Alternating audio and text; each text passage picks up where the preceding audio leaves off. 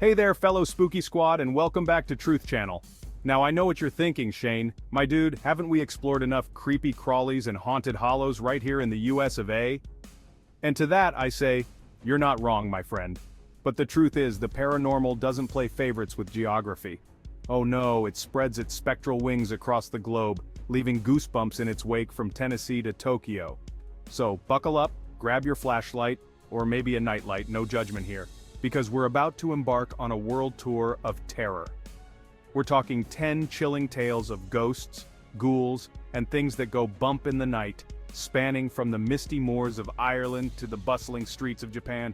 Get ready to face your fears because things are about to get very, very weird. Our first stop takes us deep into the heart of Adams, Tennessee, where a sinister entity known as the Bell Witch wreaked havoc on a family in the early 1800s. Now, this wasn't your average run-of-the-mill haunting, folks. This was next-level poltergeist on steroids kind of stuff.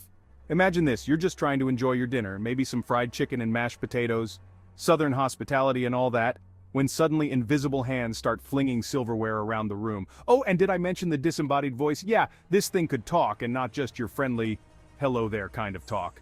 We're talking insults, threats, and even full-blown conversations. The patriarch of the Bell family, John Bell, was said to have been particularly tormented by the entity. Some say it even drove him to his death. Now, who or what was this malevolent force? Well, local legend claims it was the vengeful spirit of a woman named Kate Batts, who believed John Bell had wronged her in a land dispute. Whether it was a disgruntled neighbor back from the grave or some other malevolent entity, the Bell Witch's reign of terror cemented its place in American folklore as one of the most vicious and well-documented hauntings of all time. I mean, there's a reason this story has been passed down for generations, and even inspired books and movies. From the American South, we travel south of the border to Mexico and beyond, where the chilling legend of La Llorona, the Weeping Woman, has haunted the nights for centuries. This isn't just some campfire story, guys. This tale is deeply woven into the fabric of Latin American folklore, and it's guaranteed to send chills down your spine. Picture this. It's a moonless night, the kind that makes you want to pull the covers over your head, and you're walking by a river. The air is thick with the scent of jasmine and a bone-chilling sense of dread. Suddenly you hear it, a mournful wail echoing across the water. It's a sound of pure anguish, a mother's worst nightmare. That, my friends, is La Llorona. They say she was once a beautiful woman named Maria, who, consumed by jealousy and despair, drowned her own children in the river. Now, her tormented spirit wanders waterways, forever searching for her lost little ones. But here's the truly terrifying part. La Llorona doesn't just mourn, she takes. Legend has it, she lures unsuspecting children to watery graves, mistaking them for her own. So if you ever hear her cries echoing in the night, whatever you do, don't go towards the water. From the rivers of Latin America, we set sail for the high seas, where a ghostly galleon known as the Flying Dutchman is said to roam the waters forevermore. This isn't your typical pirate story, folks.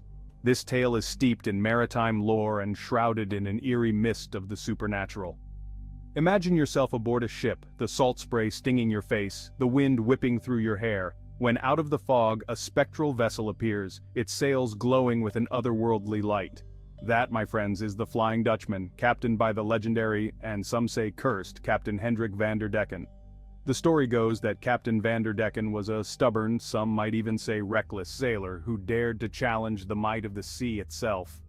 While attempting to round the treacherous Cape of Good Hope, his ship was caught in a violent storm. As the waves crashed and the wind howled, van der Decken, in a fit of hubris, vowed to round the Cape, even if it took him an eternity. Well, be careful what you wish for, right?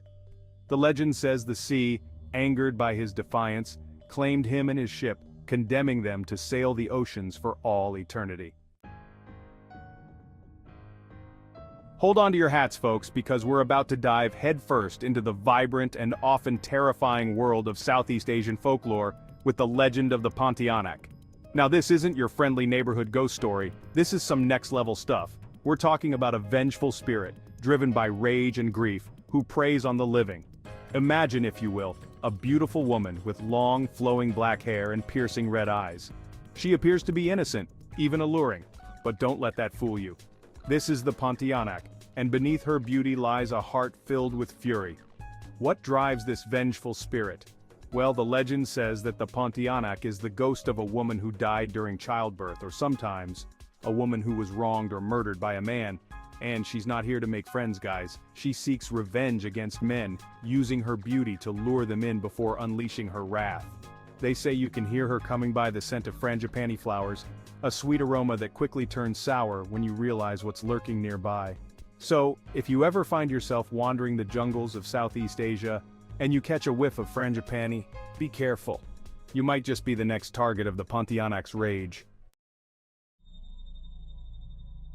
From the humid jungles of Southeast Asia, we journey to the Emerald Isle of Ireland, a land steeped in history, folklore, and you guessed it, ghosts.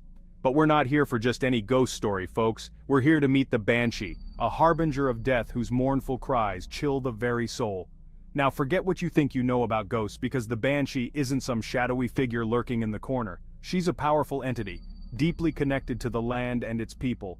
And her arrival is rarely a good sign. Imagine this. You're in the Irish countryside, the mist hanging heavy in the air, the ruins of an ancient castle looming in the distance. Suddenly you hear it, a high-pitched wail, filled with sorrow and despair, echoing across the moor. That, my friends, is the sound of the Banshee. And it means one thing: death is near. Legend has it that the Banshee is a spirit, often taking the form of a woman, who wails to warn those about to die. Some believe she's a messenger from the other world, while others say she's the ghost of a woman who died tragically, forever bound to announce the coming of death. Hold on to your steering wheels, folks, because our next stop takes us to the windy city of Chicago, where a phantom hitchhiker named Resurrection Mary has been terrifying motorists for decades. Now, I'm not talking about your friendly neighborhood carpool buddy here. This is a full-on spectral hitchhiker with a penchant for vanishing into thin air. Imagine this. It's a dark and stormy night in the windy city, streetlights flicker, casting eerie shadows, and you're cruising down Archer Avenue, a stretch of road notorious for its spooky history. Suddenly you spot her, a young woman in a white dress beckoning for a ride. Being the kind soul that you are, you pull over, and she hops in, her touch icy cold. She gives you an address, usually somewhere around Resurrection Cemetery, hence the name. You chat, maybe about the weather, the Cubs game, typical small talk. But as you approach her destination, she disappears, leaving behind nothing but a chill in the air and a whole lot of unanswered questions. Now, who is Resurrection Mary? Some say she's the ghost of a young woman who died in a car crash on Archer Avenue, forever searching for a ride home. Others believe she's looking for her lost love, doomed to roam the streets until she finds him. Hold on to your heads, folks, because we're galloping our way to the spooky village of Sleepy Hollow, New York, home to the legendary Headless Horseman, a terrifying specter that's been haunting our nightmares since, well, forever. Now, this isn't some cheesy Halloween costume, folks. This is the real deal. A headless specter on horseback who terrorizes the night with a pumpkin in one hand and a wicked axe in the other. Imagine this.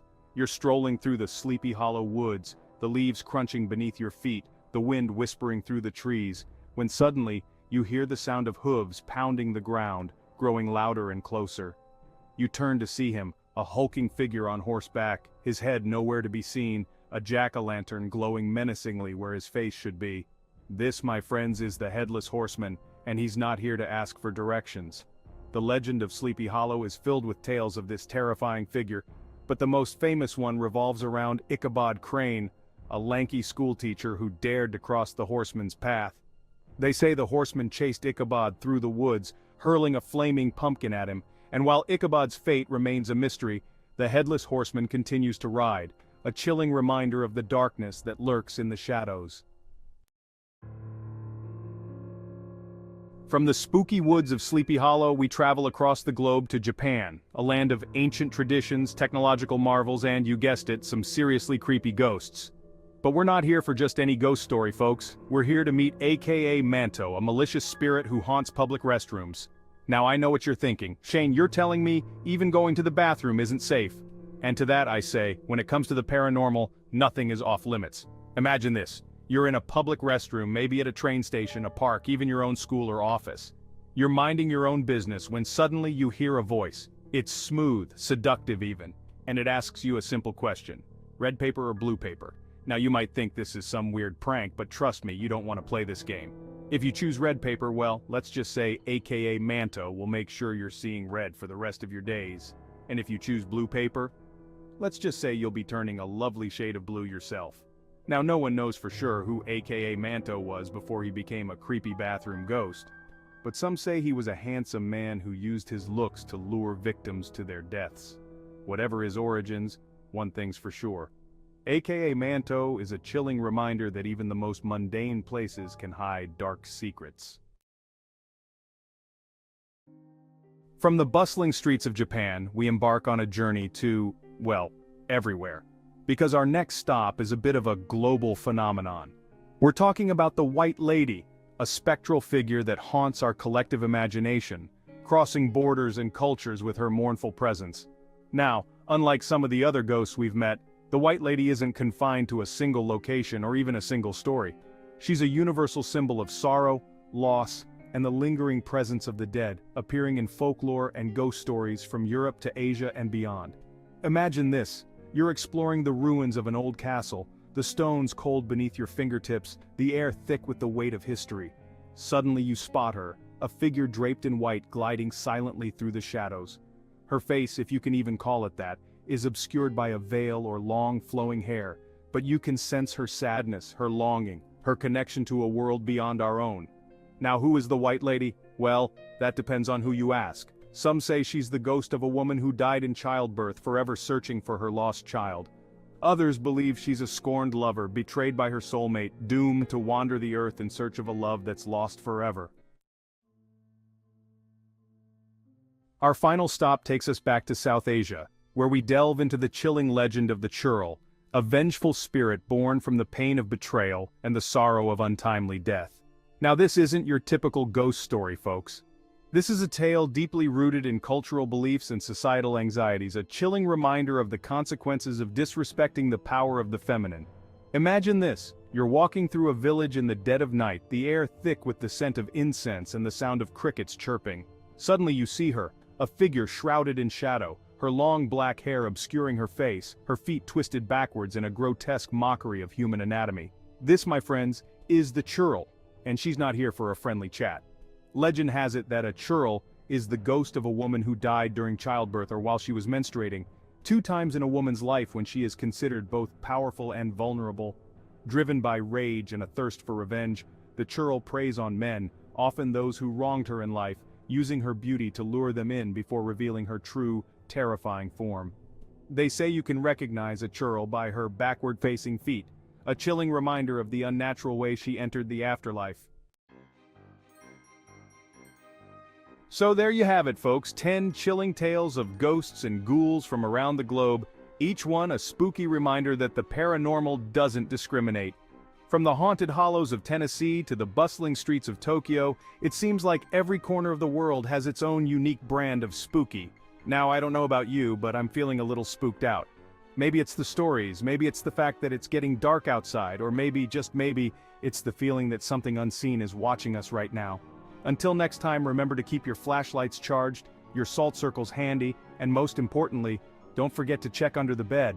Sweet dreams, everyone. Or, nightmares, whatever floats your ghostly boat.